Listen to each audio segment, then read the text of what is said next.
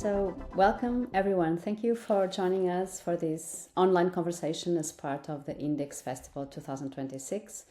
So I'm just going to broadly contextualize. This year's festival takes power as its point of departure, not as a fixed or stable concept, but as something diffuse, unstable, and often operating at the surface. So power that can manifest in visible forms, such as military, judicial, state and corporate systems, but also through less visible structures, such as surveillance, technology, and systems of belief. So today's conversation focuses on one specific and very special work that we will have the privilege of seeing at the Index Festival on May 7th at the opening of the festival, which is called The Drum and the Bird, a performance developed by Forensis in collaboration with artist and musician Bill Kouligas. So combining sound, testimony, and spatial visual modeling, the work seeks to give voice to erased ecological loss caused by German colonial exploitation in Namíbia and to challenge contemporary forms of colonial amnesia.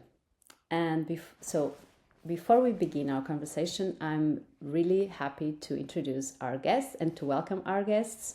Today, we have here Celina Abba, landscape architectural designer and researcher at Forensis, working on research practices engaging memory and decolonial narratives, and Mark Mushiva, artist, poet, and also researcher at Forensis, whose work bridges technology, sound, and Namibian history. So welcome so much to both of you. It's really a pleasure to engage in this conversation and to give us a broader scope about the work that we will be able to see at Index Festival. Maybe I think that to begin with, you could you could briefly introduce Forensis to our audience instead of being me introducing it. I think it's better that you, being researcher at Forensis, you could briefly introduce the work that you've been doing, and then we could also have a broader scope of your research in the context of this German settler colonial genocide in Namibia and all the research projects that were engaged by Forensis. Maybe I'll let you start, Mark. Oh, yeah, thank you. Thanks for having us. It's always a good experience to be able to share our research and our art with new audiences.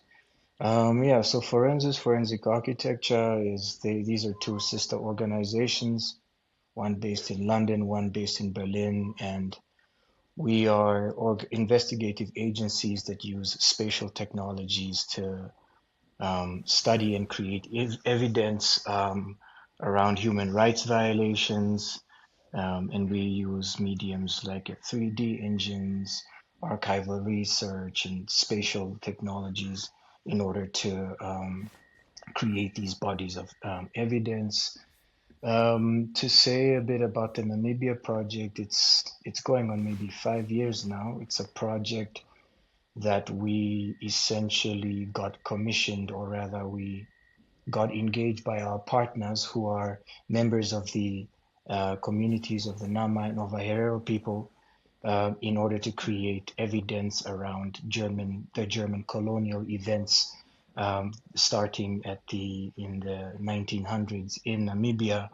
And so these communities, in between 1904 to 1908, Germany and its colonial army at the time had taken Namibia to be its colony, and due to settler expansion of indigenous lands, eventually ended up committing a genocide of the Ovaherero Nama, where 80% of the Ovaherero people were exterminated, massacred, and 50% of the Nama were massacred. And so our clients are part of a larger, our engagements with the partners is part of a larger project where these communities in Namibia are essentially laying claim to reparations and restitution from the German government in order to acknowledge, of course, the genocide, but also to pay reparations. They have been in an ongoing legal battle with various entities, primarily the German government, to recognize the genocide in all its scope and all its scale. And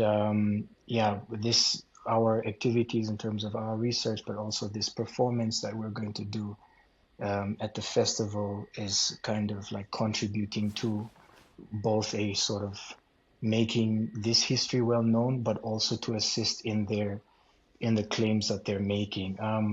The research, of course, is research we've been doing for 5 years, and it covers various sites in Namíbia and how a kind of settler colonial expansion propagated itself across different dimensions. So maybe I'll just stop there so that the conversation can unfold. Yes, actually, I was picking up from what Mark was just talking and asking Celina, because you work on a particular site of this colonial genocide and investigation, the Swakopmund investigation. So maybe you could also tell us a bit more about what Forensis was able to do, how it was able to reconstruct and identify a larger concentration camp and so on. Maybe you can explain us a bit about that.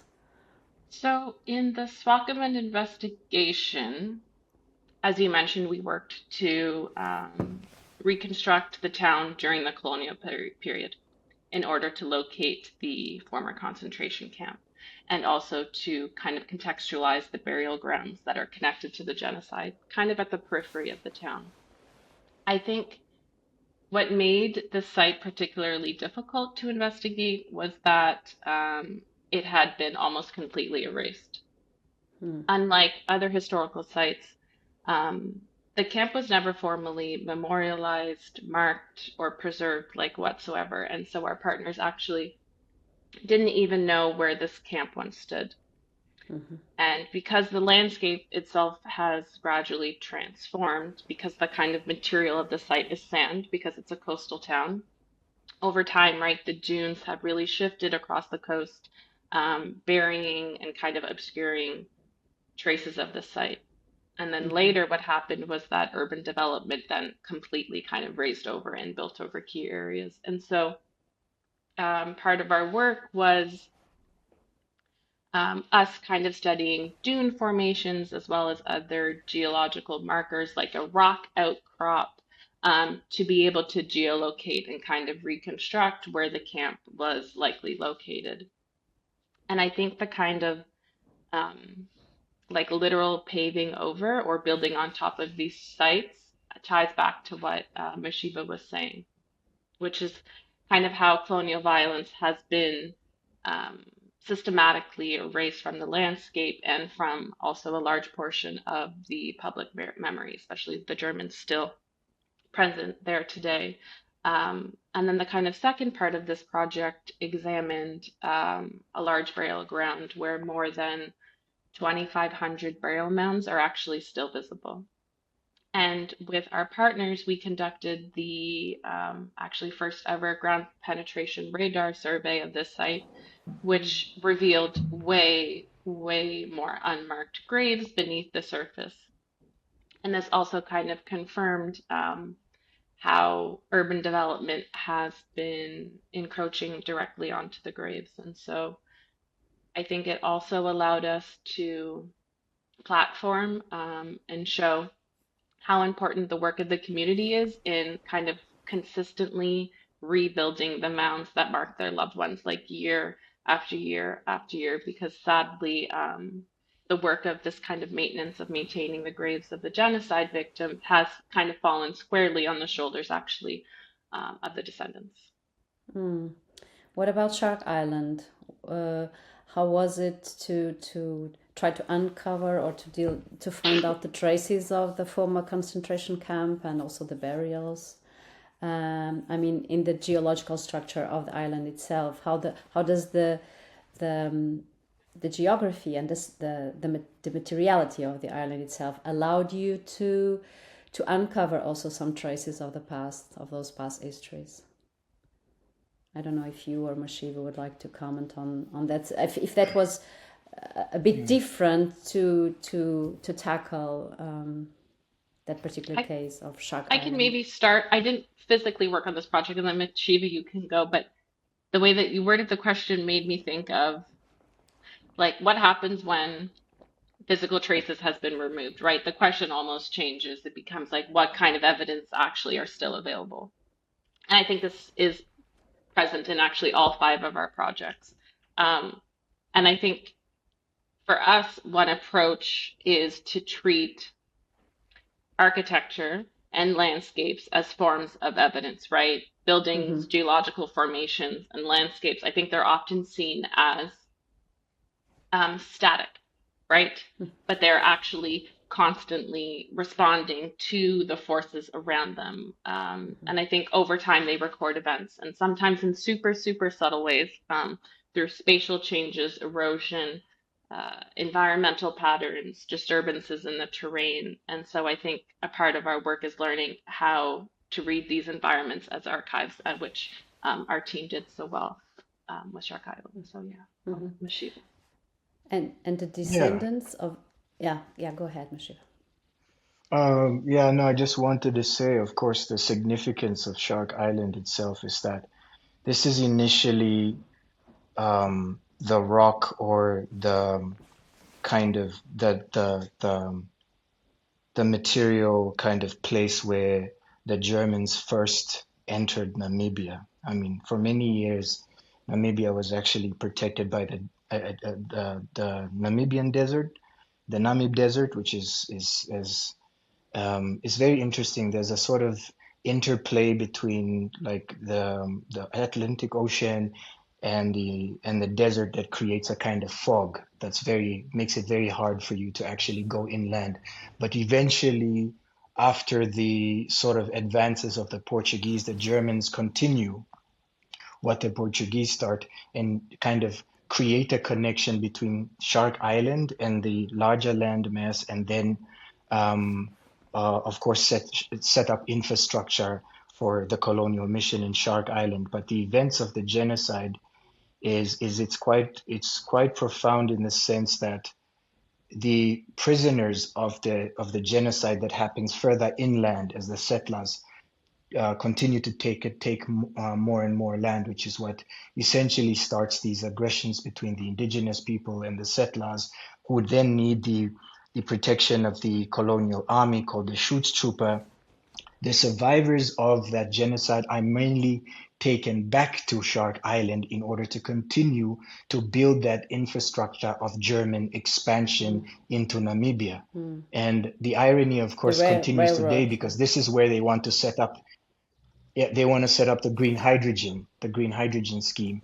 But maybe to fold into some of the things that I wanted to say is that, of course, the level of erasure on the island from the part of the colonial army, because there are very few photographs that were taken in Shark Island, meant that we had to rely on this kind of material witnessing, in the sense of trying to have a choreography between archival material and actual geological sort of like traces, such as rocks in the mark that's made from the forced labor of the survivors in order to create a complete record. But even that wasn't complete without the oral testimonies of the partners, who through intergenerational memory are able to narrate certain aspects that have been enshrined in their memory culture, in terms of talking about the wind within their songs and poetry. They talk about the winds of the Atlantic and how they were weaponized to kill people. So it's kind of like a triangulation of, like, of course, of unreliable archival record mixed with our own counter forensics and the oral testimonies of our partners, in order to create for what maybe I can say the first indigenous driven narrative and historicity of Shark Island as a concentration camp. Yeah, and you were talking exactly about this one of these triangles, like the materiality, the geological traces, and also you were addressing now that how somehow this colonialism has been perpetuated now through extractivism strategies of this green or this green economy or green extractivism on Shark Island itself, and how the lands that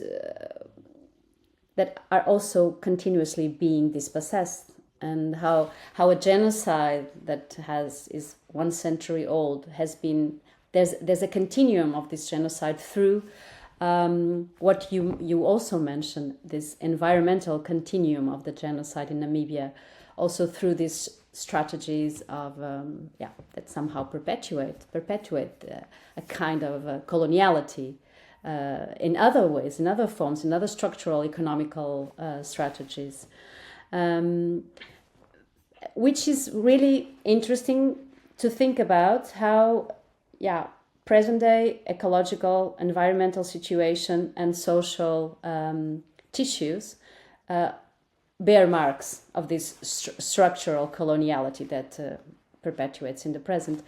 And so passing from this, this contextual the investigation that you just contextualized to the performance itself, I would like to start by asking you about the title, which sounds really beautiful and poetic, The Drum and the Bird, and that could also resonate with what kind of archival materials do you rely on from Forensis investigation to the performance artistic work. And maybe you could also explain a little bit about how this title came up, and we can pass now to the performance.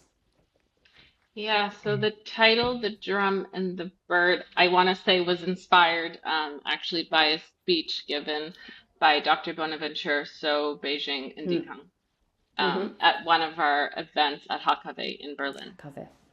And I think for us, and I'd be interested to hear what Mushiva says, but I think the way that I see it is that it refers to two different forms of memory. Right? We have the drum, which represents this kind of voices, I should say, that were silenced through colonial violence, displacement, and erasure. And it kind of evokes, I don't know, like a heartbeat or a pulse that I think was interrupted through the destruction of communities and cultural practices. And then on the other hand, we have this kind of the bird, which represents something that persists, that refuses to die out, even as landscapes, societies change. I think certain human or more than human voices really remain present. And I think the bird is one of these voices that continues its call, and it survives even in the face of environmental deterioration. And I think in that way, to me at least, the bird kind of becomes a bit of a signal and a carrier of memory within the landscape. And I think it allows us to kind of, I don't know, remember what's been lost, but also the power of those who have resisted and the kind of possibility for, I don't know, repair or return. More poetic. Yeah, maybe just to add a bit to what Celina was saying. Yes, of course, the drum represents, the rupture in culture and the extent to which it's deprived us of sort of indigenous knowledge and other forms of, conceptualizing how to live together. And that interruption is only, and I think the excerpt from Dr. Bona's speech was exactly that. Even when the drums no longer beat, even when the heartbeat, as Celina beautifully put it, even when the heartbeats of our societies beat faintly, the birds are the ones who will remind us of how the drum used to beat. So the bird is this evidence that those societies were there, and in a way is this more than human witness of that society, of those societies and that rupture, which we continue to draw inspiration from. So even when the drum's no longer the beat, the birds will still teach us about the drum. Because they have witnessed it and are still witnessing it, and if we are able to tune into that mode of sensing, we might be able to glean some impressions of the things that have been lost. And this, of course, informed. Of course, the title also speaks about absences, and one of our researchers, Tobechuku, he had conceptualized this idea to orchestrate the sound and the performances from dub, which is from the Caribbean, which is itself an island, creating this continuity from like Shark Island to the Caribbean, this idea of island, but to use dub because dub takes a part of the musical and musical element, so that when it comes back, it can pronounce more loudly the absence of something. And we see technology in the way as the bird, and the bird is, and not only in this metaphorical term, but we want to use technology to actually amplify and make louder the silence, the absences of these life worlds that were destroyed. And so the Drum and the Bird as a title is also, it shows how we conceived of the project, but it also tells you something about our philosophy in terms of like how we designed the sound and how we sort of orchestrated the sound from this idea of dub theory. One of actually something that you just said, the absences, made me think of the archives, which I think you began to ask us about methodology. And I think the title also reflects a challenge that we've encountered not only in this project, but also I think across the wide body projects that our offices work with. And that's that many archives of the genocide or of the state or what have you are incomplete, right? They're distorted, and they're actually produced either by the colonial authorities themselves or the state themselves. And I think when we rely only on written records from the archives or photographs, there's like we risk reproducing the same limitations that shape these archives themselves. And so I think the Drum and the Bird suggests two ways of thinking about memory beyond them. And I think it flags that memory doesn't only exist within the archives, right? It's sustained within communities and within communities' kind of relationships to land. And it persists in the landscapes, in the ecological systems, and in the sensory experiences through which we encounter them. And I think it's the sensory experiences that I think, at least for me, this is like where this project begins to expand outside of, I think, the normal canon of Forensis. So, yeah, absolutely, that we all know that one cannot rely on hegemonical and colonial archives to give us the traces of, because it's a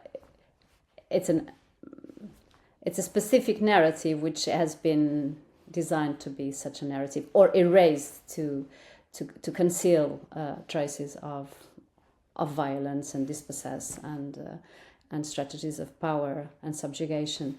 And I think that you brought something really interesting and relevant, not only the non-human or the more than human contribution to the artistic project, but also the performative and the sensorial layers of memory. Like not only the narratives and the testimonies from generation and generation, like the storytelling that kees memories alive, but also the embodily and performative traces that also the drums and even the birds through singing. Of course, the birds are the non-human element, but I think that performance has this ability to travel through time and through geographies. Something that is not as easy when we're talking about like ingrained in fixed materialities. But so thinking about just to have a more clear idea about the performance itself. So it's sonic, but it also has the contribution of these testimonies. It also has visuals, eventually spatial materialities also. Would you like to describe a little bit about how was it how does sound, for example, allow us to represent something that other forms cannot represent? Maybe you can address a little bit about this, how this sonic investigation had a form at the end through the performance. I'm thinking about the wind. You talked about the wind. You talk about of course. All these kind of issues. I think it may be of the benefit to say that usually when we do investigations, we have situated testimonies, so our investigations in a way is sort of is led by sort of oral testimonies of, in this case, the descendants of the survivors of the genocide, and so we had the honor and the privilege to sit with them at Shark Island in order to tease out how memories of Shark Islands have survived in the oral testimonies of the community, whether it's in songs, whether it's in stories. And one thing that became quite clear is that simply asking in this more investigative way to sort of like, okay, recount these memories was a limitation, because in a way it kind of was not, I don't want to say, I guess for the lack of a better way of phrasing it, was like we needed to immerse the sort of partners or the people who are testifying in a way, and that led us to them actually, once we were sort of using the model and showing them the architecture of the plant of the island, the thing that they became quite interested in was our sonic rendition of the island, because we had made these wind maps over the island in order to understand the Herero camp in comparison to the Nama camp, and sites of where executions used to happen. But how was the sort of topography of how the wind was moving through this? How did it kind of inform these accounts that we knew of where where different things were happening? And that kind of triggered a certain thread where people were like, okay, I have this memory of my grandfather talking about the wind, and how the wind where we were was quite loud. And the thing is, because we had built this sound engine, so they were immediately drawn to it and said, okay, can you make that sound louder? Because there's something about that sound that's activating a sort of like a memory inside me, and an embodied memory. And so it was a sonic investigation, in the sense that our understanding of how the wind moves over Shark Island had been instrumentalized to kill the people there, to exterminate them. But it was also the same. It also became a co-investigator, in the sense we were thinking through the wind, not only as in one way, as also activating these sort of experiences within our partners as well. And so I think this is why it departs from that idea, our use of sound, which is quite a novel thing, at least if you look at the sort of our usual repertoire, was the place to depart from. And we also started to think about, of course, how does the wind move through the landscape to the interior? How does the wind affect what Celina was subscribing with the desert, and of course the interactions between these Atlantic winds and the desert, and how it became sort of also a kind of erasure, but also a way of evidencing what had happened. And so this allowed us to orchestrate most of the media that we used, which is kind of like, of course, a kind of musical score, the testimonies from the partners. We also have a sort of 4 minute, it's maybe a 4 minute segment where we algorithmically use wind in order, wind produced from looking at 60 years of environmental change in Namíbia that we had kind of had to do in order to do our environmental study. And so we also took that information and sonified it, and you also get to hear some of it in the performance. And of course, maybe Celina also did a lot of the spatialized like visuals for the environmental section. Yeah, I don't know if you want to add something to that, Celina. Yeah, I think you explained it beautifully. I think one thing which I learned, I think, through this whole process, and not just the production of it, but also having performed it, I think this will be now our fifth time maybe, and interacting with the audience, what I come to kind of understand is that, and maybe this is obvious, but that sound is spatial, right? It doesn't like simply move through space, it actually produces space and it reveals relationships within space. And I think it can oftentimes be perceived as something like fleeting, right? Something that disappears as soon as we hear it, but it actually like leaves residues on us as kind of those producing it, those who have witnessed it, like our partners, and those who are witnessing it in the audience. And it remains in the bodies, right? In memory and in space. And I think listening becomes a way of paying attention. It's not only what is present, but also I think what's missing. And I think this taps into what Mushiva was saying about depth structure that Tobe really introduced beautifully into the project. I also wanted to add one more thing, and that's that speaking of kind of embodied understanding of our landscapes, the communities have a very rich sensory understanding of their landscapes. Mushiva spoke to it on Shark Island with the wind, but they also have that with touch.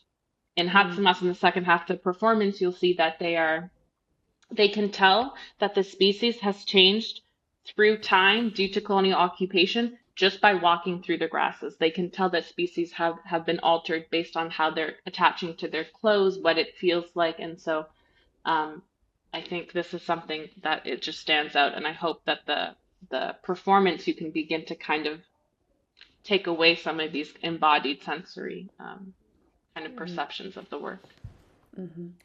I think that this can be like the greatest contribution that artistic work, or in this case a performative work, can give the audience. It's like another understanding through sensorial layers of perception and yes, the sonic, of course, as you said. I think through sound we can access very profound layers of not only emotional but also sensations.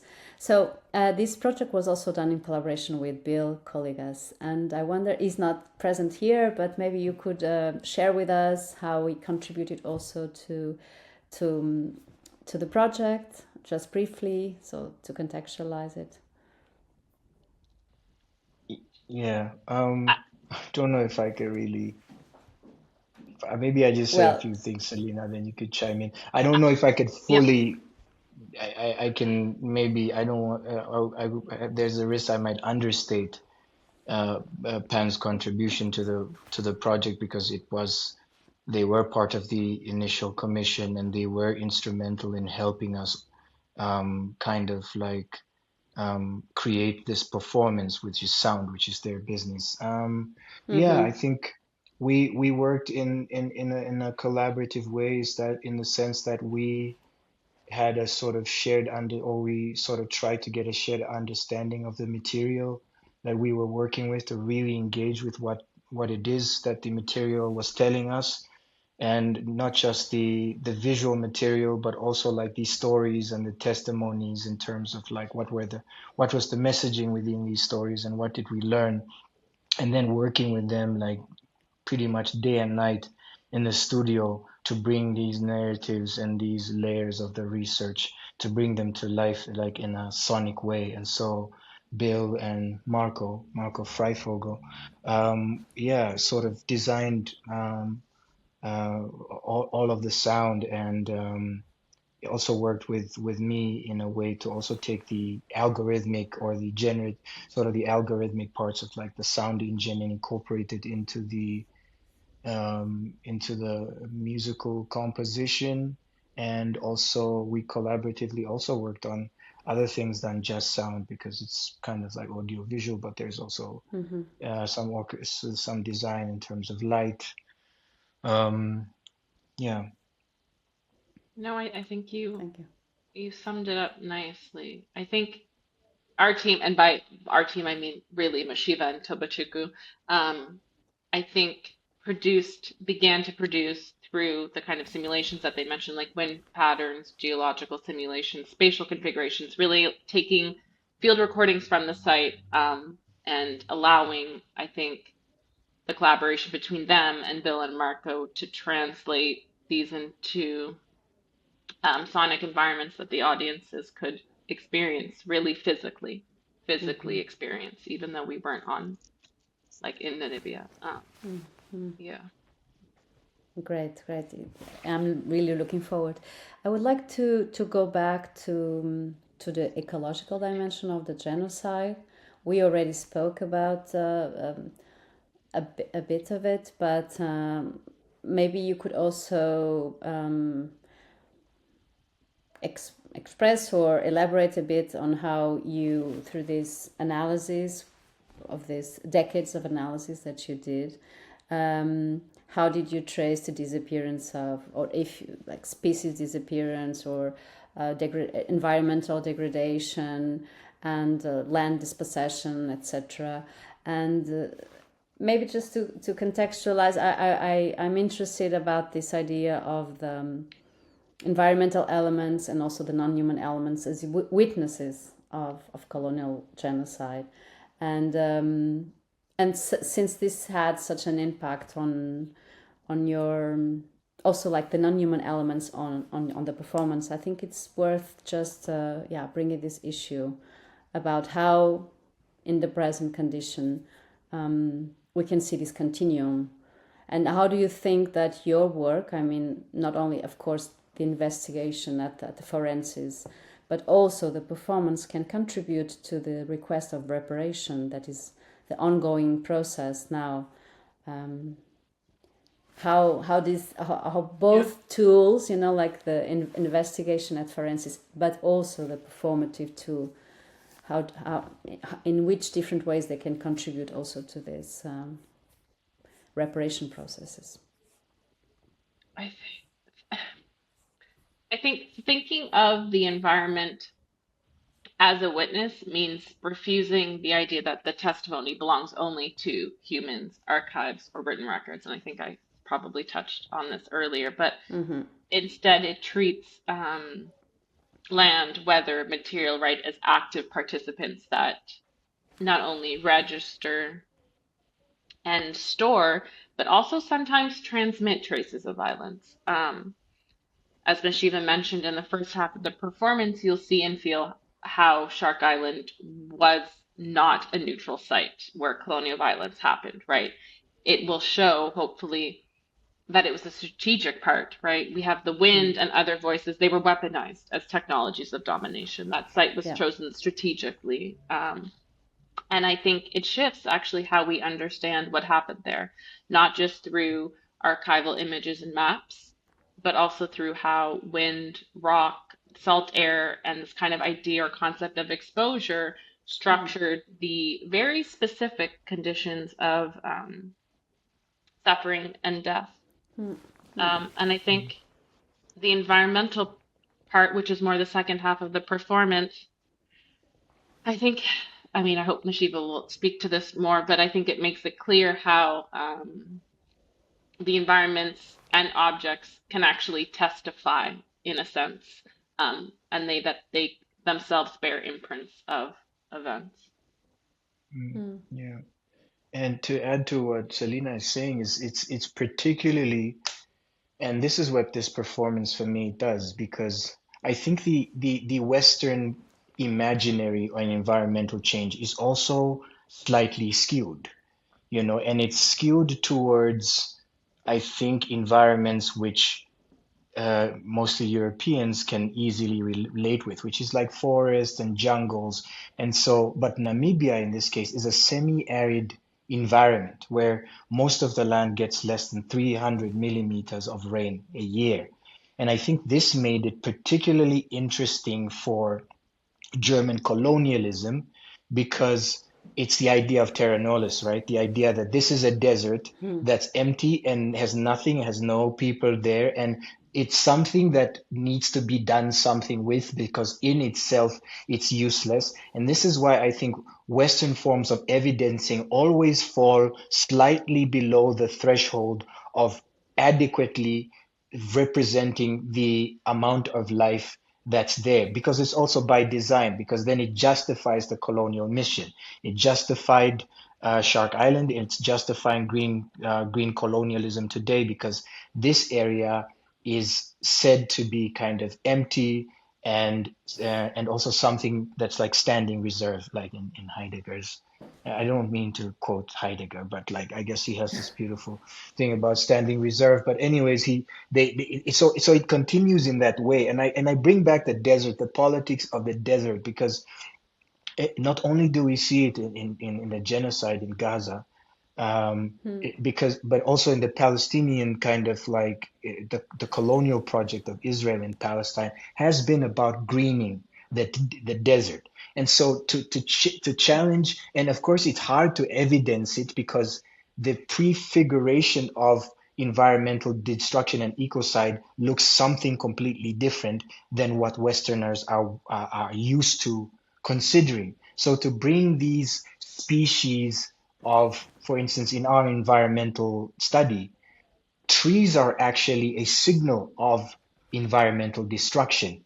Whereas I think perhaps in the persisting sort of colonial logic, trees are the signal for sort of positive regeneration or positive like environment. But in Namibia, they're completely different. So they, in a way, they short circuits an understanding of environmental destruction as well. And of course, also short circuits this thinking or makes it much clear that the German design for Namibia as a desert is exactly what's continuing the sort of environmental exploitation. They prefigured it as a diamond colony, as a uranium colony, and those are Namibia's most developed sectors. I'm in Namibia right now, and this is all people are talking about. It's oil and gas, is diamonds and energy, and it allows them through these economic narratives as a way to, it allows them, or it incapacitates them and freezes them in this mode of thinking because they're unable, and we are unable, to conceive of the richness of our environments beyond these sort of extractive like industries, right? And I think this is what we try to do with this performance, is exactly short circuit this idea, these ideas around environmental destruction, but also how the environment is also, it's being extracted itself, and in extension it's being sort of co-opted as a destroyer of human life in this kind of double jeopardy kind of way. So yeah, we try to show that in the performance, but also relying on these other mediums, satellite photos versus indigenous oral Narratives. testimony.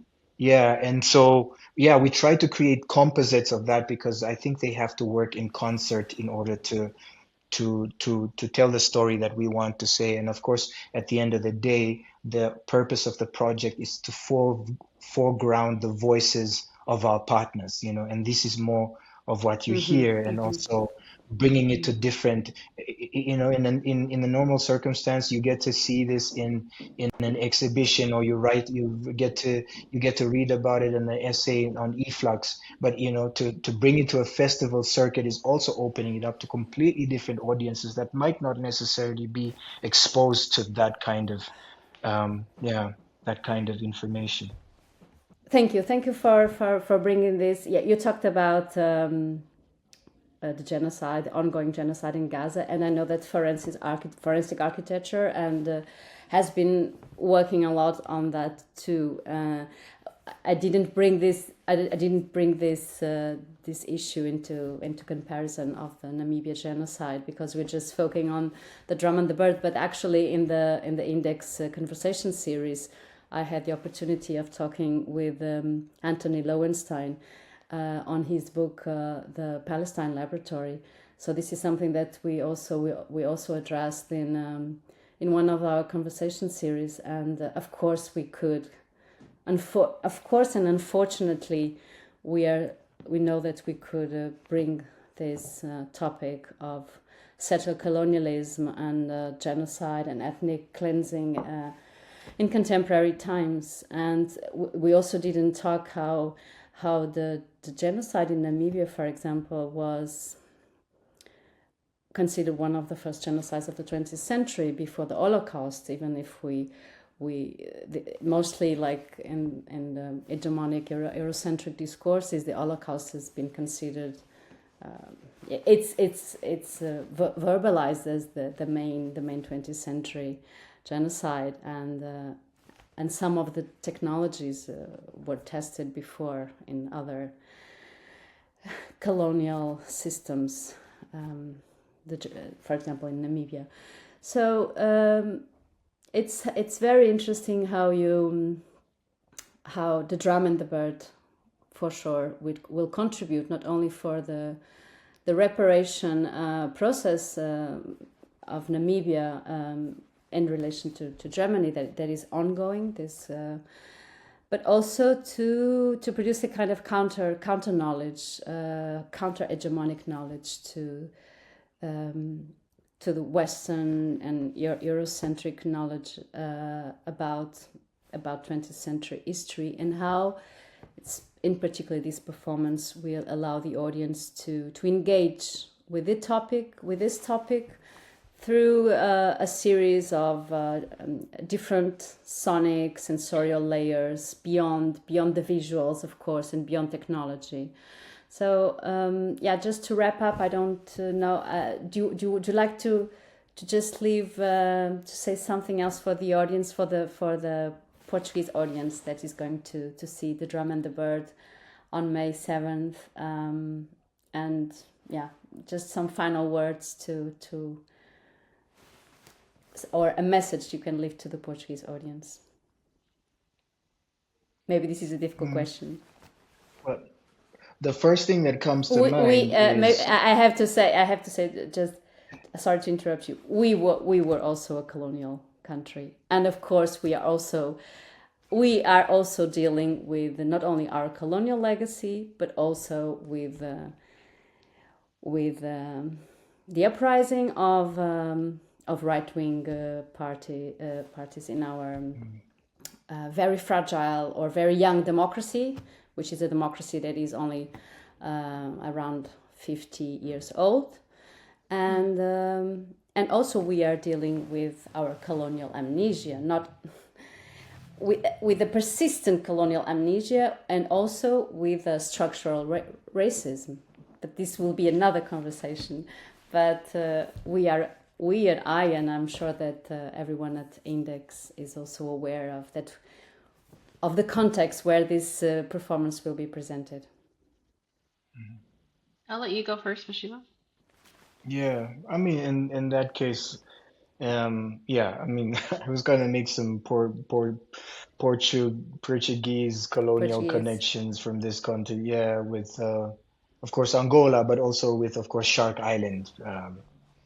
But I guess then it just means to, it would be great to, I think what I'm looking forward is to be in conversation with, of course, thinkers, artists in those contexts who are working on similar topics, because often, of course, this, and this is why it can be exhausting sometimes, is that we think of these performances as something that we're meant to transform something, but really sometimes it's just to put us in conversation with each other and to meet other people who are thinking about the same questions, because it is in our critical mass of us working across different disciplines. It's in that critical mass that I think real transformative change will come from.